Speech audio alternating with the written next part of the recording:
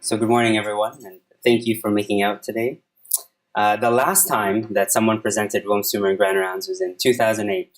I think the resident's name was Andrew Marks. And in the next 30 minutes, I'd like to focus on changes in management of Wilm tumor and ongoing controversies since then, instead of doing a full same review. So I'll start off with a brief review on the basics of Wilm tumor staging and prognostic factors. Then I'll go over changes in management in a specific subset of Wilm's patients that have since emerged and changed. Then I'm going to go into surgical principles and controversies that still exist.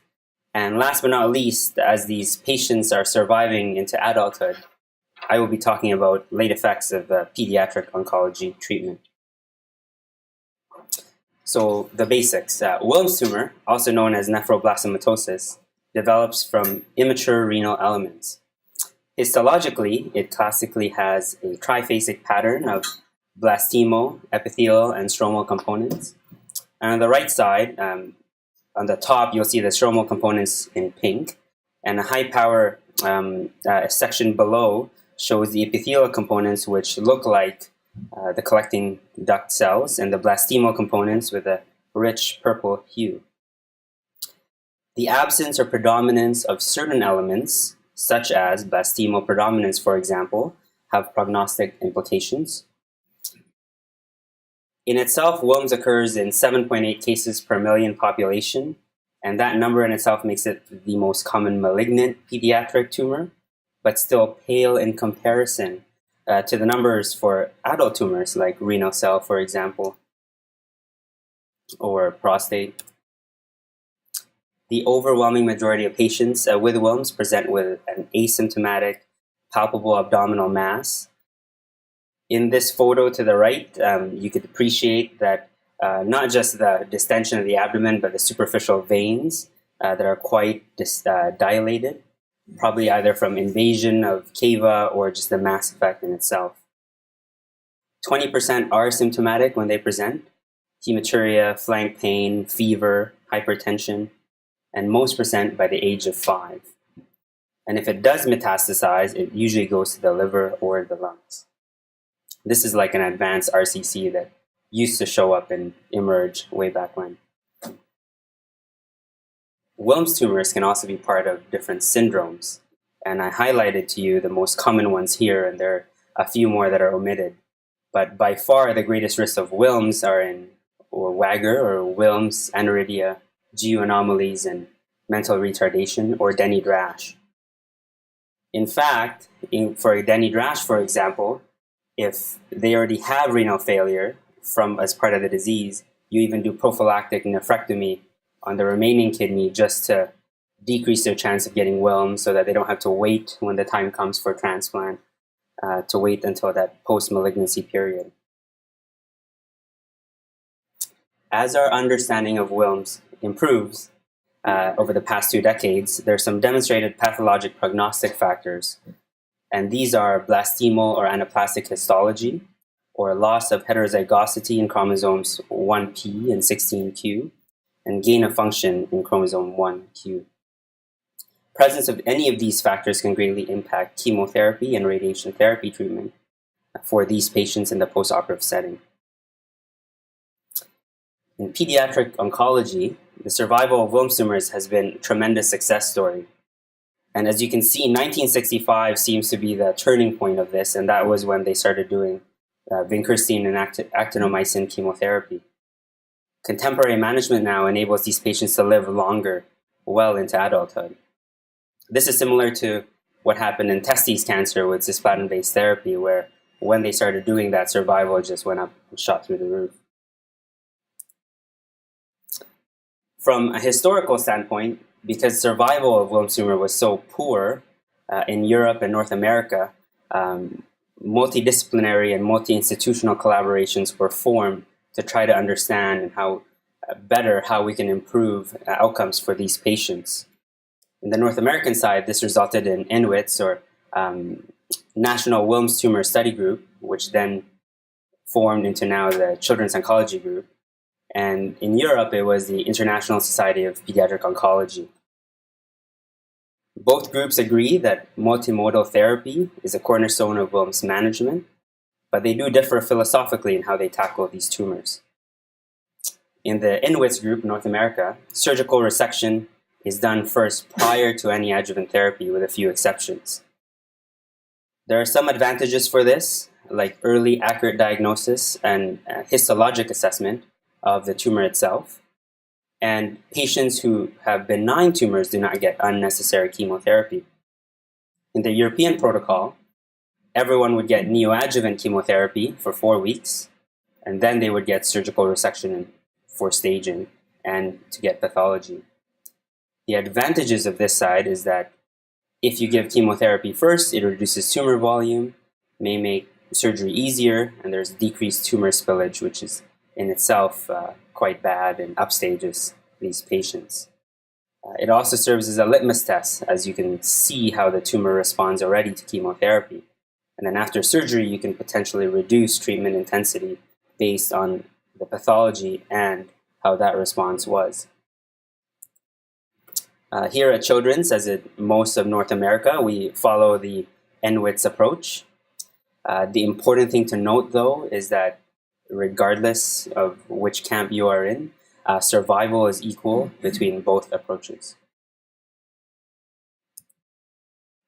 Given how different each approach is, staging is only slightly different because one, you get pathology before any therapy, and the other is after some chemo has been done.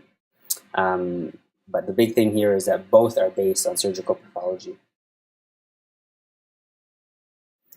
This then brings us into the second point, which is how is Wilms treated now? If you were here in 2008, 10 years ago, this is how Wilms tumors were treated after surgery, here at least according to the INWITS protocol. Regardless of what stage you're in, I think you can appreciate that it's very chemotherapy heavy. And in some instances where you have unfavorable histology, it's not just more chemo, but even radiation on top of that to either the flank, whole abdomen, or the chest if it's involved. The last 10 years, the biggest change really has been in a very few subsets in the stage 1 disease, stage 4, and stage 5 disease. And the idea behind it is that how can we maintain such high overall survival and event-free survival, but decrease the toxicity? So this is an example of a stage 1 tumor. Stage 1 tumors are those which are confined to the kidney with a capsule intact and not biopsied pre-surgery. This CT scan is actually from the same patient. I lifted it from one of the papers, and it shows what I would describe as an exophytic tumor on figure A. And they had chemotherapy and the response, and then the tumor shrunk to figure B size.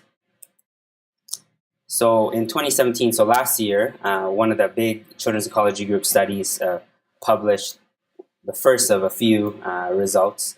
This one was looking at very low risk Wilms tumor patients, and is nephrectomy alone curative. The idea behind it was, again, minimize toxicity with chemotherapy. Very low risk was defined as stage 1 Wilms tumor with favorable histology, tumor weight less than 550 grams on pathology, less than 2 years of age at diagnosis, and absence of any predisposition syndromes like Denny-Drash. Lymph node sampling is mandatory and has to be negative to be very low risk. Pathology and radiology review were centralized, and operative notes were also reviewed here. Patients had to be enrolled within 30 days of nephrectomy to confirm eligibility, and at least they have control as to whether they should get chemo or not. 120 patients over a span of 7 years were enrolled in this study. US, Canada, Australia, and New Zealand, along with Israel. With a median follow-up of 80 months, there was an associated overall survival of 100% and an event-free survival of 89.7% if you had nephrectomy alone for this very small subset of patients. If relapse did occur, which is how they define event-free survival, they tend to occur quite early at 4.3 months. So this result now, anyways, in the current protocol would spare these patients 18 weeks of vincristine and actinomycin, and is already included in the most recent iteration of the COG protocol.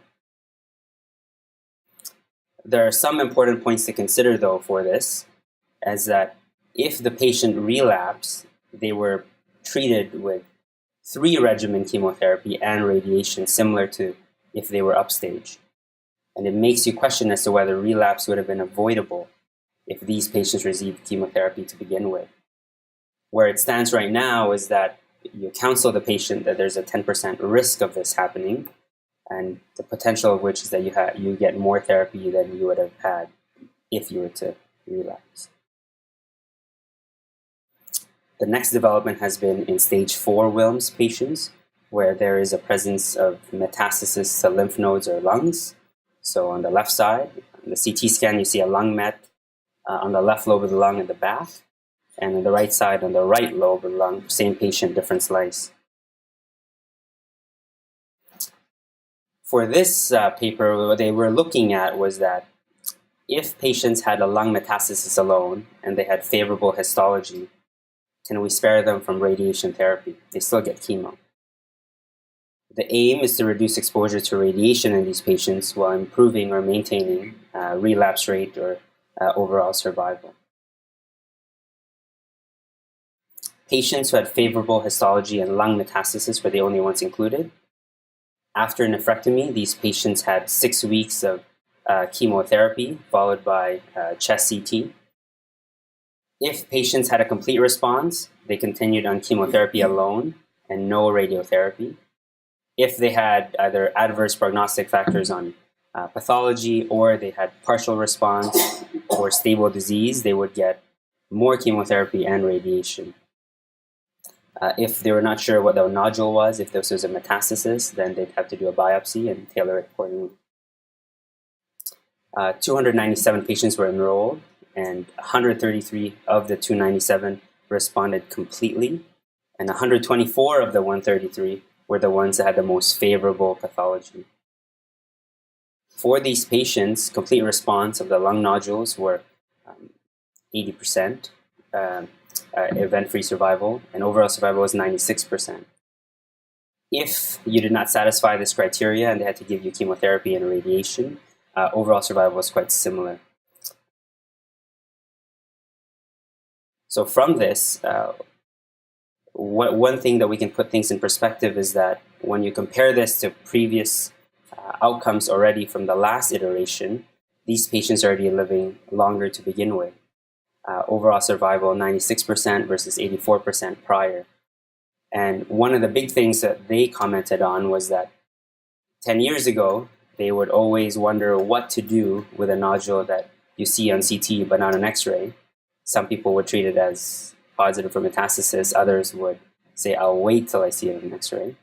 Versus on this protocol itself, everyone just got a CT, and there was no doubting anymore. You just had to commit if there was something that was. Last but not least was patients with bilateral Wilms or stage 5 disease. And I think on the left side, you can appreciate the abnormality already on the CT scan. On the right side of the screen, you see a small spot on the right kidney. Prior to this protocol, if you had stage 5 disease, there was a lot of leeway in terms of how you were managed.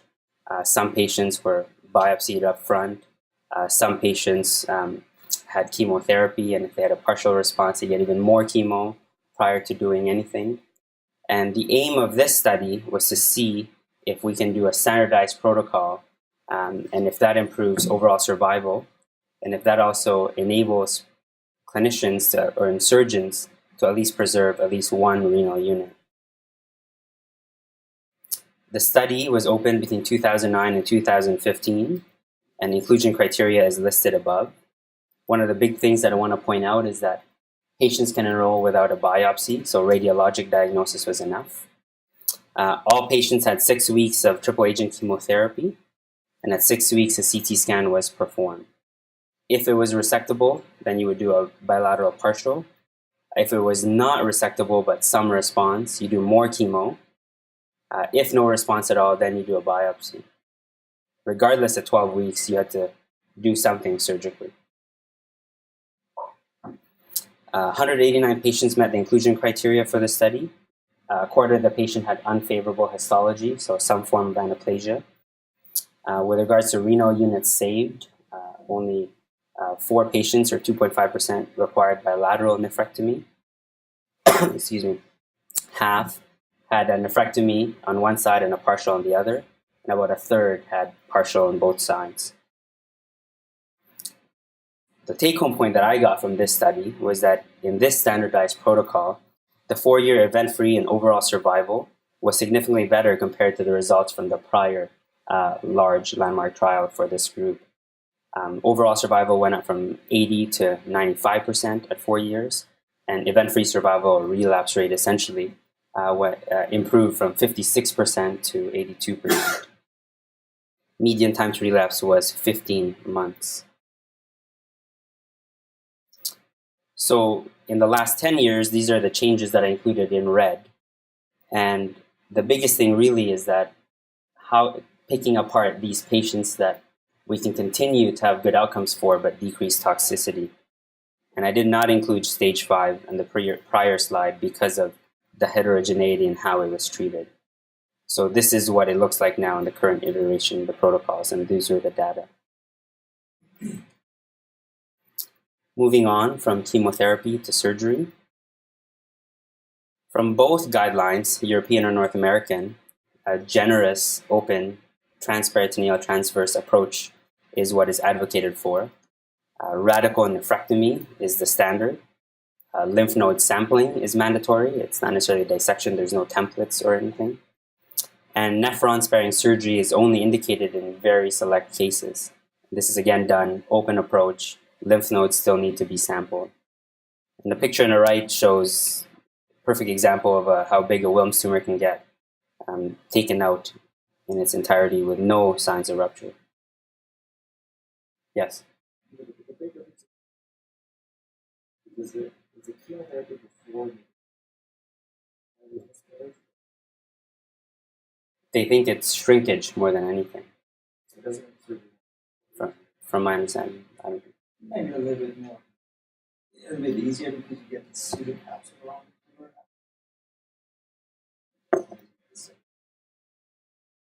less rupture. Yeah. The downside is you don't have histology. Histology is distorted. Like stage 1 from the European guideline would be like complete necrosis or no evidence of viable tumor. And here we Yeah, the American surgery. Excuse me, surgery up front. conscious while you're really stopping. Yeah. Why no robotic? I'm going to chat about that, but that's, pediatrics, as Dr. Afshar said last week, baby steps, and that's still one of the things that they're debating about. So that's a good segue, knowing that nephron-sparing surgery has become a standard for selective renal cell cancers in adults, the North American group looked at their patients retrospectively to see on the very low-risk population, could they have done a partial nephrectomy? And the rationale for this low risk is that theoretically they should have the smallest tumors, had to be less than 550 grams, for example. And these are the patients that may be amenable to it. A reminder to what low risk entails is above. And what they did is they looked at the first 60 patients enrolled in the study that we already chatted about earlier. And they reviewed the CT scans with a surgeon present, radiology present, and this is again centralized. Feasibility of nephron-sparing surgery was based on a few factors, like ability of the surgeon to perform the procedure, absence of tumor invading or abutting the renal vessels, and ability to obtain not just a clean margin, but you had to have enough kidney left that is worth saving. So it was a third of the renal unit is what they defined it as. These were just examples of representative examples of CT scans that they looked at. On the left, they considered this as amenable to partial, right upper pole tumor, not close to any of the vessels. And on the right side of the screen, there's a left-sided tumor that was deemed not amenable to partial nephrectomy. Based on preoperative imaging, they concluded that nephron-sparing surgery was feasible in only 5 patients, or 8% of the sample. These tumors would be the ones located in the upper or lower pole. And when they also correlated the pathologic specimen and the weight, what they got was a 500 cc tumor volume was approximately 9 centimeter diameter on CT scan was what they correlated to. And you can only imagine 9 centimeters in a less than 2-year-old kid would be, if not the whole kidney, half the abdomen maybe. So from this study, the take-home point was only a small portion of Wilm tumors were feasible for upfront nephron-sparing surgery. But then this begs the question, does chemotherapy increase the feasibility of a partial nephrectomy? And not to be outdone, the Europeans looked at their data on nephron-sparing surgery in unilateral Wilm tumor. Patients were accrued from 2001 to 2012, in 11 years. And nephron-sparing surgery was only allowed for polar or peripherally infiltrating tumors. All patients had neoadjuvant chemotherapy per the CEOP protocol, and postoperative therapy guided by tissue pathology. Of the 2,800 patients included in the study, only 3% were deemed okay for partial nephrectomy, and partial was either truly a heminephrectomy or a wedge resection or enucleation. Most of the patients were in stage 1. And the tumor volume for the nephron-sparing group was significantly smaller. I think average was 250 cc's pre-chemotherapy, the graph on the right. Of those that had a partial nephrectomy, there was no difference in operative complications, event-free or overall survival. 10% of the patients had a positive margin, which mandated upstaging to stage 3. And the graphs on the right, I think the total nephrectomy group is doing worse because they probably have the more advanced disease or terrible pathology or abutting renal vessels or even cable involvement. So from this study, the take-home messages was that partial nephrectomy is feasible only in a small proportion of patients with unilateral Wilms even after chemotherapy. The next question then becomes, is it really worth sparing these nephrons and potentially upstaging these patients? And the difference in treatment is quite dramatic. You get radiation plus an extra chemotherapy agent. The other obvious question that then evolves is that, is there a role for minimally invasive surgery? And the only data really that has enough numbers, but again, still small, is from the European group. Of the 4,220 patients enrolled in the study, so they included bilateral, all patients receiving adjuvant chemotherapy, only 24 patients had MIS radical nephrectomies. And you've seen this slide before. This was a perfect example of a patient that would get a laparoscopic approach. Median age was much older, 40 months, for kids who had lap radicals. Tumor volume at the time of surgery was significantly smaller. Weight was 134 grams. There were 3 patients who had a positive margin. All patients were still alive at 47 months, but 1 relapse. One important thing that was noted from this was that lymph node sampling was only done in slightly above half the patients, which is in violation of protocol, either North American or European. So conclusions that I drew from this paper was that it is technically feasible for very small tumors, maybe better if it was in the post-chemo setting. But the biggest challenge again is that how do you get the adequate enough lymph node samples to appropriately stage them? Switching gears now to the last part of the talk is the late effects of... Yes, sir.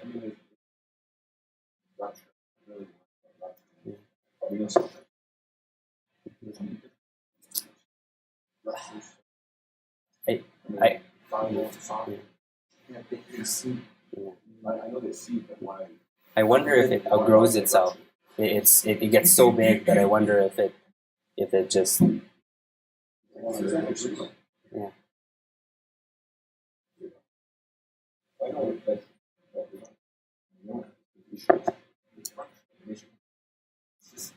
Yeah, it's ruptures. It's really fun. It's soft. When it does rupture, it uses everything.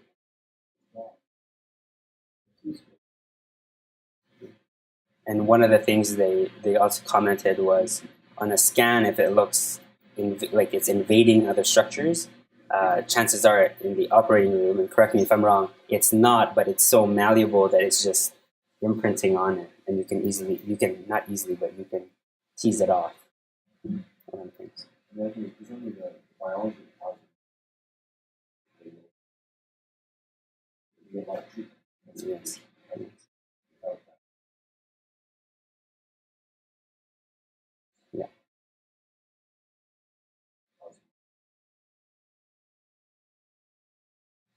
The other problem is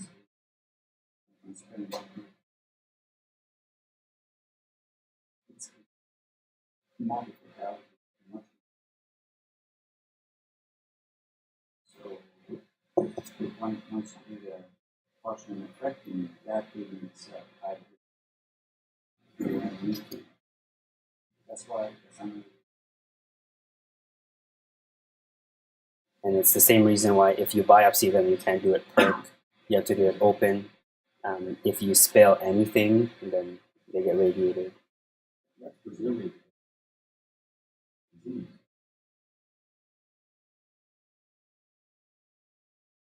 a gel. nothing all of them really survive. What portion of the gel is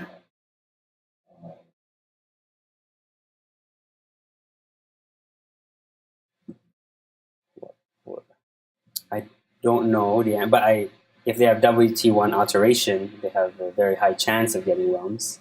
But I don't know. I don't know. Yeah. Exactly. Most, a lot of them.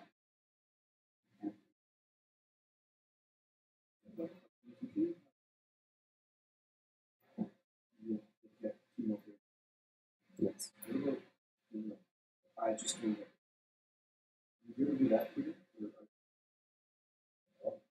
but that makes sense here, right? Yeah, I mean, was that thing? Well, usually.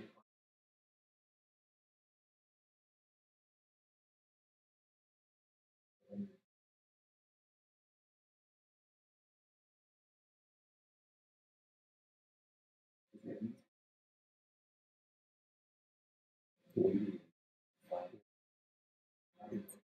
6 months to 12 years is the age range. Yeah. Good brush on. Yeah, another good, thank you. But yeah, radiation is just flank. Sometimes it's whole abdomen. Sometimes it's chest. So switching gears, the last part of the talk is as these patients are living longer, we're figuring out that they actually have a lot of toxicity and side effects from the treatment that we give them. Some of the late effects I will briefly touch on are cardiac toxicity, secondary malignancies, issues with fertility and pregnancy, and being nephrectomizers, end-stage renal disease. So starting with cardiac toxicity, the major risk factor is actually radiotherapy and doxorubicin chemotherapy. The cumulative frequency of heart failure in these patients is 4.4% at 20 years. And if they relapse and they get more doxorubicin, that increases to 17% at 20 years.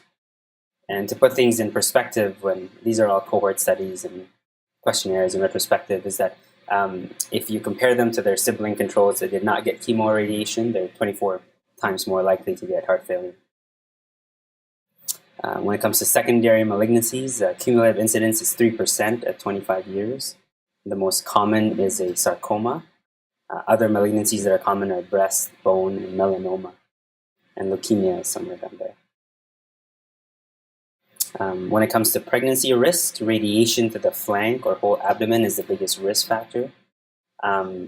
Complications include low birth weight, premature labor, hypertension during the pregnancy that actually tends to need to be treated, fetal malposition. There was no data available on fertility rates or the need for assisted reproductive technology. Last but certainly not least, the Children's Oncology Group looked at the survivors from their initial study, INWITS 1 to 5, 1969 to 2002. And they looked at their risk for end-stage renal disease, which they describe as, or define as patients on dialysis or patients already getting a transplant. Patients with associated syndromes were excluded as they were more likely to require repeat surgeries and be anephric. To me, the results were actually quite surprising. The risk of end-stage renal disease was 0.7% in 20 years for unilateral disease and 4% in 20 years for bilateral disease. Sorry, excuse me. But if you included, I guess if you included those with chronic kidney disease, the numbers would probably be much, much higher. This also begs the question then, if the incidence is this low relatively, is it really worth performing nephron-sparing surgery if it upstaged them? And But the issue is that you do the surgery before. yes, These studies are on a bunch of targets. correct. 20 years is long. Mm-hmm. What will happen if the same number of patients at 40? Those numbers are going to be much. Oh, I agree. And we don't know the CKD numbers from this. This is just capturing the really bad ones. So. Perfect, 740. So to summarize the talk from this slide, really take-home point that I had was the most important thing is keeping updated with the protocols, because it actually changes quite a bit, probably more than other pediatric oncology protocols. And they have to be treated in a multidisciplinary setting. When it comes to surgery, I think an open radical nephrectomy is still the standard from all the data available. But it does question whether we should adopt a hybrid system, like stage 1 or stage 2 tumors. Should we do chemotherapy first to see if we could do a partial or attempt it, rather than sticking to one or the other? Makes me wonder. And lastly, even though we naturally worry about the kidneys as we nephrectomize these patients, I think or other organ systems are also affected, and we need to think about them, including the heart, for example. And with that, I'd like to thank Dr. McNeely and Afshar for their input in this talk and their help, and Phyllis for a lot of the photos. Thank you.